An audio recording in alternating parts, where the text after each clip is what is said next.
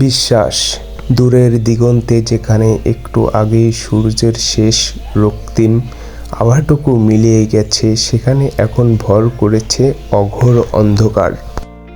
আর সেই অন্ধকার কেটে কেটে মাথায় পাটের বোঝা নিয়ে লোকালয়ে ফেরত আসছে দুটো ছায়ামূর্তি, নাজিমুদ্দিন এবং তার ছেলে মতি। বয়সের তুলনায় মতি শরীরের বাড়ন চোখে পড়ার মতো। চাষাভুষা ছেলে, প্রাকৃতিক নির্মল আলো বাতাস খেয়ে দিয়ে বড় হয়। মাটি আর জলের সংস্পর্শে পেয়ে এরা যেন পতিত জমির মাঝে আগাছার মতো তরতর করে বেড়ে ওঠে।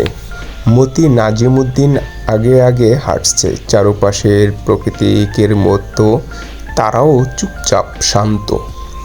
একটু পরেই কথা শুরু করে দেয় মতি। জানো বাজান, আমাগো স্কুলে নতুন যে হেডমাস্টার আইছেন, উনি কইছেন আমি না বৃত্তি পাইবার পারি। নাজিমুদ্দিন ক্লান্ত কিন্তু কোমল গলায় জানতে চাইল, এইটা আবার কি জিনিস বাজান?